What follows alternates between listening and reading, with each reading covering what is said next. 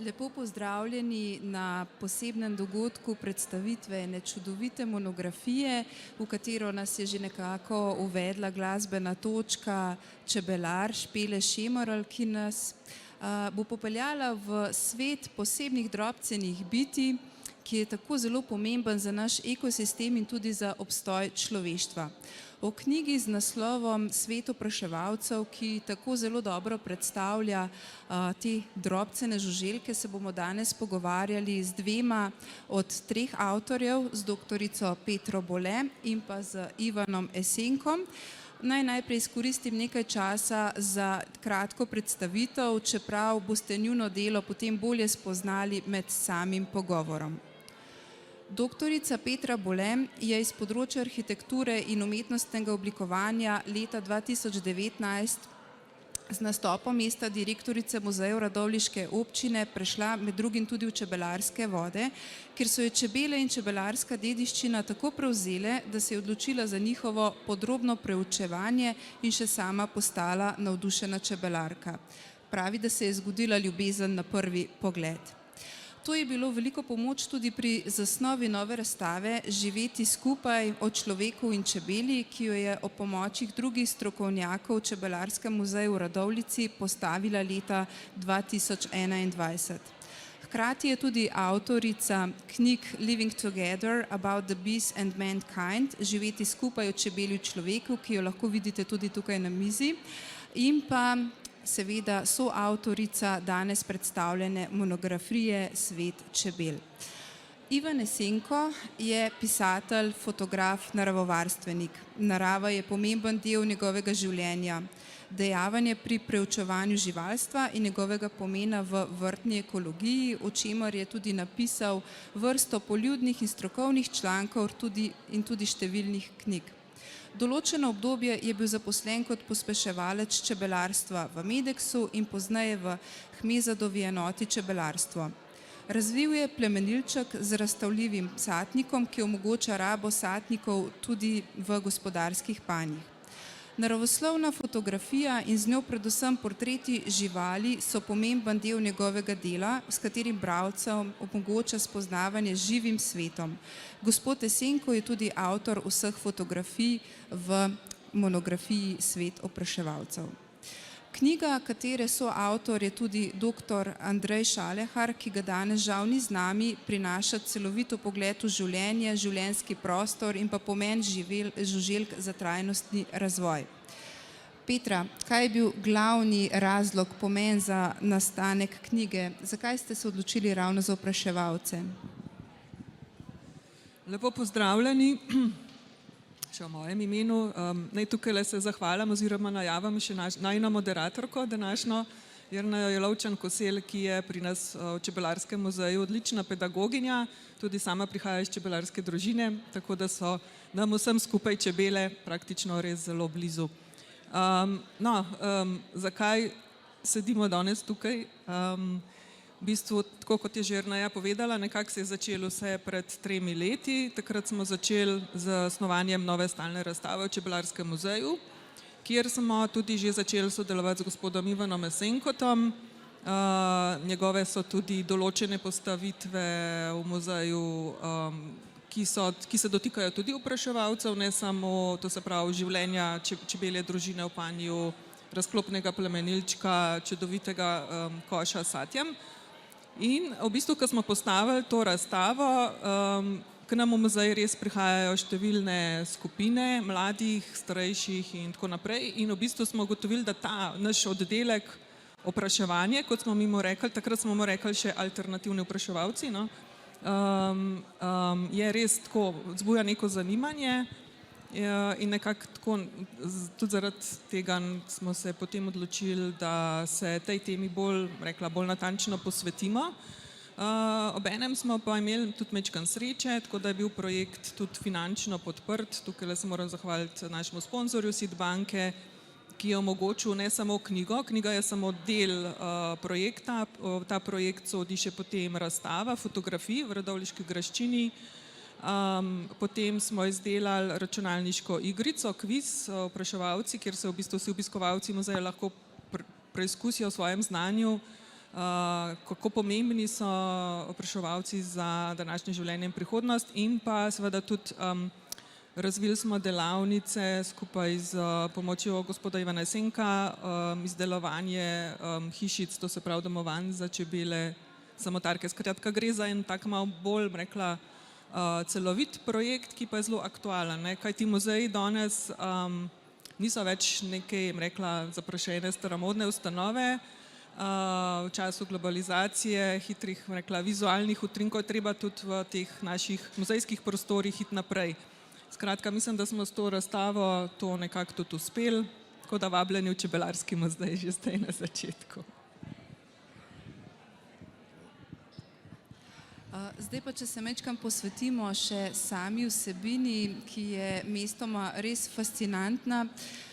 Opraševalci so dokaj nepoznano področje. Veliko se govori o samem opraševanju, malo pa o sami tehniki. Izjemno zanimiv je razvoj žužkocvetk in pa tudi prilagoditve žuželk, da so sposobne nabiranja in prenašanja cvetnega prahu. Petra, nam lahko poveste kaj več o tem? No ja, tema opraševanja je v bistvu v knjigi nekako, rekla, sistematično začnemo od začetka, to se pravi sami različni načini opraševanja, ne samo z žužkocvetnimi rastlini, tudi recimo s pomočjo vetra. In potem je knjiga razdeljena na posamezna poglavja, kjer govorim, rekla, o tej zapeljevanju med cvetlico in pa žužkocvetnimi rastlinami, na kakšen način se to dogaja. V bistvu gre skoraj da za neke vrste ljubezensko knjigo in pa potem po posameznih poglavjih so razvrščeni, to se pravi ne samo kranjska čebela, so čmrlji, čebele samotarke, metulji, drugi naključni opraševalci, o katerih bo pa potem Ivan majčkeno več povedal, ne. Gospod Jesenko, ob ogledu teh čudovitih fotografij v monografiji se lahko samo vprašamo, koliko ur in potrpljenja ste porabili za to, da so nastale. Zakaj je bil ravno takšen poudarek vašega dela na fotografiji žuželk in pa drugih manjših vrtnih bitij? V bistvu, lep pozdrav vsem skupaj. V bistvu tukaj se nisem vzel dosti časa, taka stvar pade sama po sebi, ne. Kajti nenehno sem na terenu, se reče, zunaj, teren je zame tudi vrt. V bistvu značilnost mojega pisanja je to, da izhajam iz izkušenj. Pri meni ni pač v bistvu jasno, da ob znatni podpori teorije ali pa drugače pridobljenega znanja.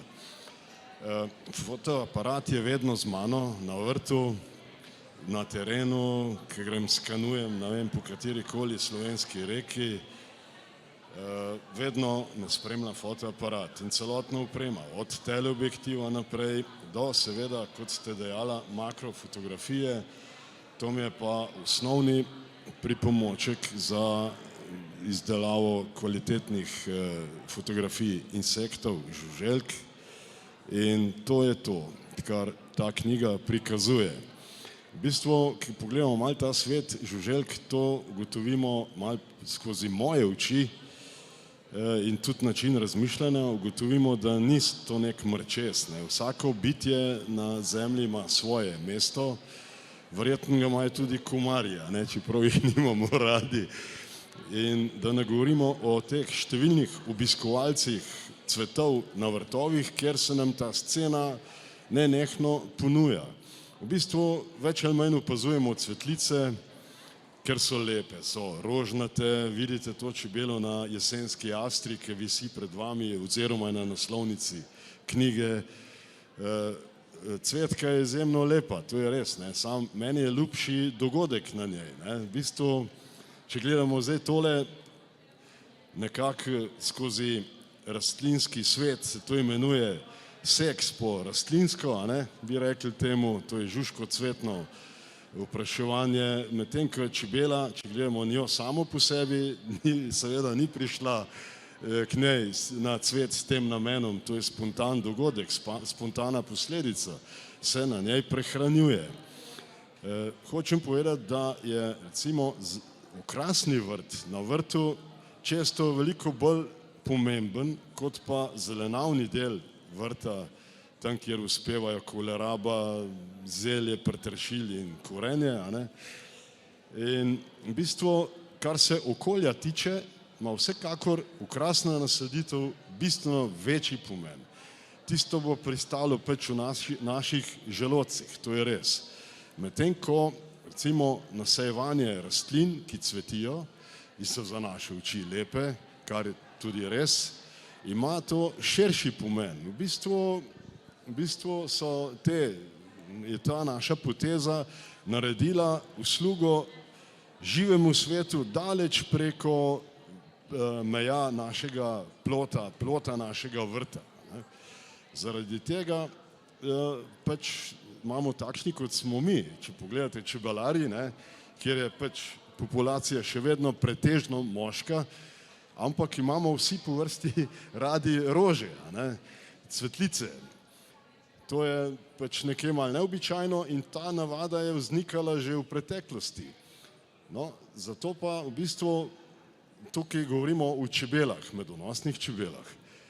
Vemo pa, da je medonosna čebela samo ena od 576, če se ne motim, čebel, ki živijo, ki so bile ugotovljene do sedaj na našem ozemlju. Medne spada tudi 32 vrst čmrlov in seveda samotarske oziroma čebele, samotarke, ki jih je krepke stotine. Te čebele variirajo po velikosti od nekaj milimetrov do tiste največje Xylocopa violacea, se pravi, to je največja lesna čebela, se imenuje, ki nas včasih malce prestraši s svojim videzom, ker ima značilen hreščeč let, črna je, s kovinskim leskom in vsakdo se malce ustraši. Jasno, ni odveč, da povem, da vse samotarke so povsem benigne, ne pikajo in so lahko zraven njihovih bivališč tudi lahko postavimo voziček z dojenčkom, ni nobene nevarnosti. Ja, zdaj ste že prav lepo orisali te značilnosti opraševalcev. Omenili ste medonosno kranjsko čebelo kot najbolj znano opraševalko in skoraj neverjeten je podatek, da res v Sloveniji obstaja že več kot 500 vrst tudi teh drugih čebel, se pravi drugih divjih opraševalcev, ki se jih v bistvu skoraj ne zavedamo. Kakšen je pomen opraševanja? Nek osnoven pomen vsi poznamo, ampak če je še kaj več, se skriva za to besedo. Ja, opraševanje je v bistvu nek nevidni proces, ki se dogaja stalno okoli nas in od njega smo v zelo, zelo veliki meri odvisni predvsem ljudje. Zakaj? Nekje vsaka tretja žlica oziroma 80% hrane, to se pravi tudi krmnih rastlin, je odvisno od opraševalcev. Zdaj, če si predstavljate, koliko vrst hrane je res odvisno od tega, od dela, brezplačnega dela teh malih žuželk. In tega se dejansko ne zavedamo. Smo se pa začeli tega zavedati zdaj v zadnjem času, ko so se pojavile te aktualne težave, pereči problemi. Predvsem sama sem zdaj čebelarka 3 leta in v bistvu šele, ko se spoznaš, praktično s tem delom, ko vidiš, koliko nevarnosti preži na našo kranjsko čebelo. Apis mellifera carnica je v bistvu ena izmed vrst medonosnih čebel, koliko potrebno je zdravil za to, da preživijo, koliko je potrebno hrane, kako vplivajo podnebne spremembe, pesticidi. Pa zdaj tukaj ne govorimo o teh pesticidih, na velikih kmetijskih površinah. Nevarni so že te naši sosedje, ki imajo 4 jablanje in seveda potem za to, da ta jabolka zrastejo, uporabijo vse možne kemikalije. V bistvu, ko neko doživiš vse to osebno, ko vidiš, koliko je treba tega napora, samo da preživi, recimo jaz imam 6 zdaj trenutno čebeljih družin, se zamisliš. In mislim, da je zdaj nek tak skrajni čas, da ukrepamo, da naredimo nekaj glede tega. Mogoče bi omenila tukaj še vse spremembe, ki v bistvu potekajo tudi nekje nevidno v znanstvenih laboratorijih na področju genetike. Kot vemo, recimo čmrlji so eni izmed najpomembnejših opraševalcev paradižnika. Paradižnik ima majčkeno drugačen zavit cvet, ima tudi več cvetnega prahu in zato v bistvu ni toliko zelo aktualen za čebele, pa tudi težje dostopajo noter, recimo v ta paradižnikov cvet.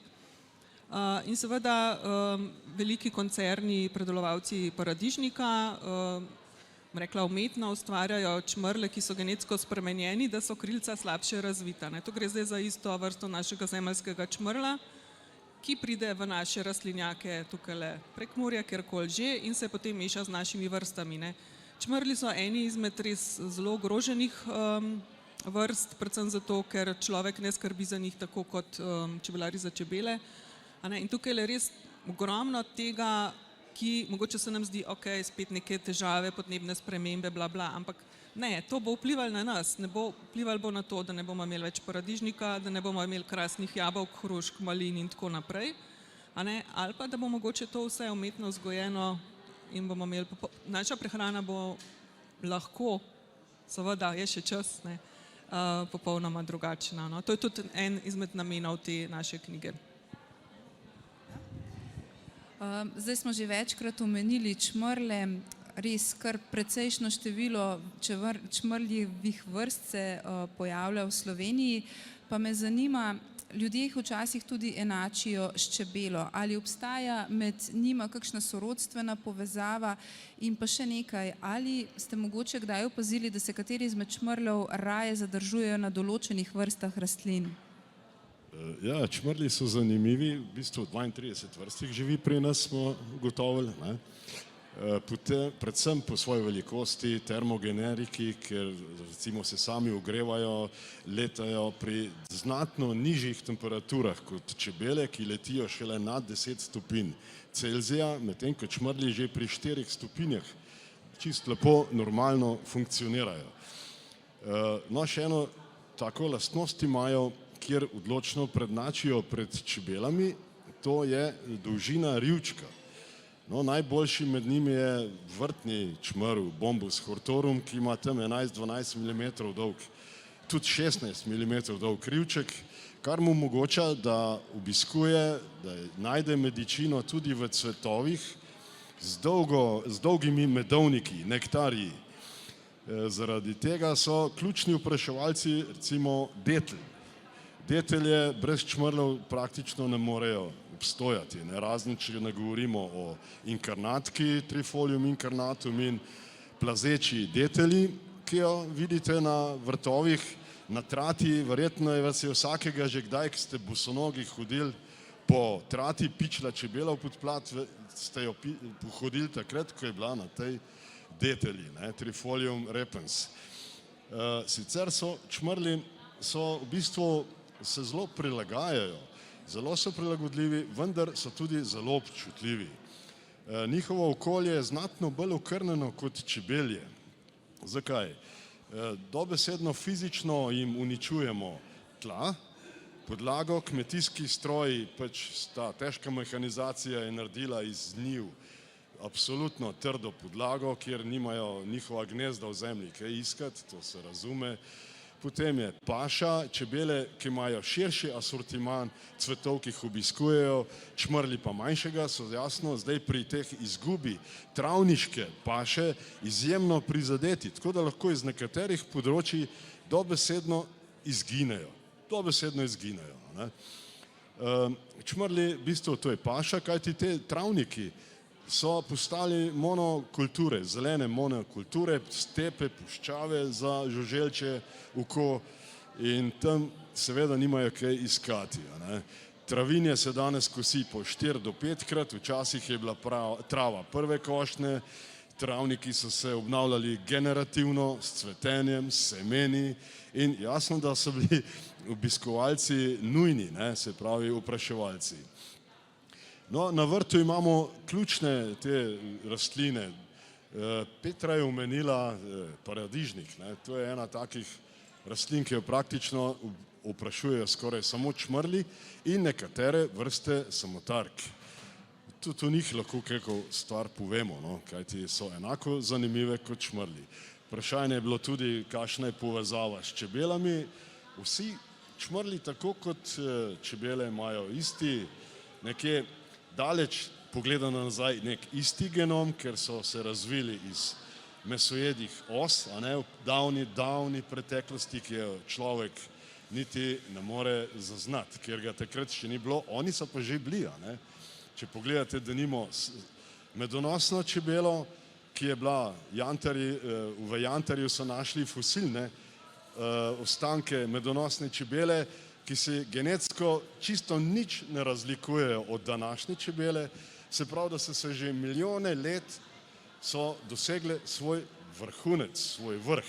Medtem, ko smo ljudje še vedno v fazi razvoja, če tako pogledamo, ne. Omenjen je bil tudi nekoliko že življenjski prostor, se pravi travniki, divje opraševalce, ali jih najdemo samo v gozdovih, v travnikih ali lahko tudi v mestu, Petra? Ja, mogoče bi se tukaj še navezala na tole prejšnjo vsebino čebele samotarke, ne, ki najdejo prostor za svoje rekla, da lahko vzrodijo novo potomstvo, in ena izmed teh je tudi zelo zanimiva, ker Ivan naredil, rekla, opazovalnica, gnezdilnica, kamor potem čebele samotarke lahko jajčica zaležejo v zemljo, med listje, v skalne špranje, v les, pač na različne vrste poiščejo različen prostor za to, kjer bodo ustvarjali svojo družino. In v bistvu to je tudi ena izmed teh, rekla, novosti, zanimivosti v tej knjigi, opazovanje tega, ne, na kakšen način to čebele samotarke počnejo. Čebel samotarke v Sloveniji nekje okoli 550 vrst, nekje več, na svetu jih poznamo 20 000, ne, včasih zamenjamo te čebele s kakšno muhco, ne, pa rečemo, to so pa tudi te muhe trepetavke, pa jo rečemo, joj, ne, to je spet ena zašla, ne, zelo moramo biti previdni, čebele samotarke so včasih tudi zelo majčkene, manjših, drugačne, bolj take suhcene, drobcene. Skratka, so pa zelo pomembne pri opraševanju, no. Tako da ja, no, za ta naravni prostor pa v zadnjem času vse bolj popularno urbano čebelarstvo, ne, ki se razvija v večjih mestih, tudi v Ljubljani. V Ljubljani se je nekje začelo na strehi Cankarjevega doma z gospodom Petrovčičem in potem nadaljevalo zdaj z društvom Urbani čebelar, ki je zelo močno, tudi svetovno prepoznano. Ja, in pa tudi druga večja mesta, ne, k nam v muzej prihaja ogromno, rekla, takih in drugačnih ljudi, ki se ukvarjajo službeno, ljubiteljsko s čebelarstvom iz večjih mest, držav, in ja, v vseh večjih mestih je urbano čebelarstvo, tako bom rekla, ene vrste velik trend, ne. Pri čemer je pa zanimivo to, da analize medu, ki je, rekla, pridelan, ki ga čebele prinesejo, v bistvu je del tega, rekla, nabiranja na cvetnih rastlinah, boljše čistoče, kot pa recimo med, ki je morda v kakšnem drugem domačem okolju, predvsem zato, ker vsebuje manj pesticidov in drugih različnih takih kemikalij, ne, ker je v bistvu na nek način včasih skregano z to logiko, ne. No, Petra je omenila opazovalne gnezdilnice. Gospod Esenko, vi ste bili v bistvu med prvimi v Sloveniji, ki so se posvetili popularizaciji čebel samotark kot alternativnih opraševalcev, in če bi želeli naši poslušalci izdelati sami to gnezdilnico, kakšen je pomen, kje jo postaviti in na kaj biti pozoren pri njeni izdelavi? Recimo samotarske čebele samotarke so izjemne opraševalke. Nekatere med njimi so v bistvu ozko specializirane na posamezno vrsto rastlin, medtem ko so nekatere bolj univerzalne, obiskujejo tam 120-150 vrst rastlin.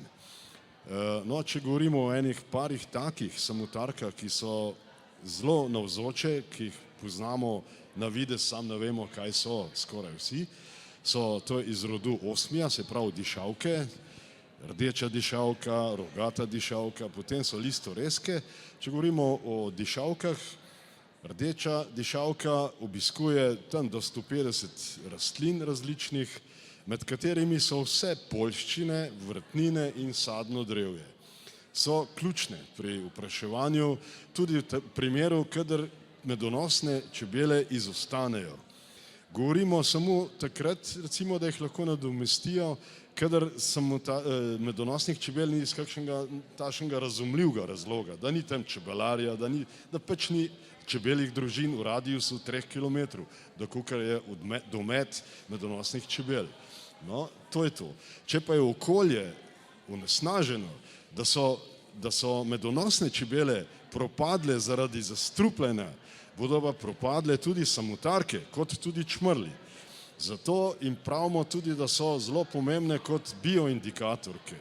In tem so to. Se pravi, tam, kjer bomo postavili neka ta naša povabila v obliki gnezdilnic, domovanj za samotarke, pa odziva ne bo, potem se lahko malce vprašamo, v kakšnem okolju tudi mi živimo.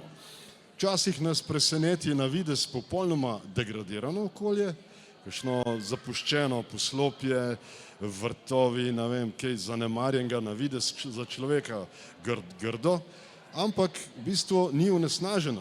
Življenje se bo pa tam trlo, kajti poznamo to pravilo, da narava vedno zmaga. Konec koncev, če nekaj opustimo, se narava hitro upomore, hitro se regenerira in takrat imamo živi svet kmalu nazaj.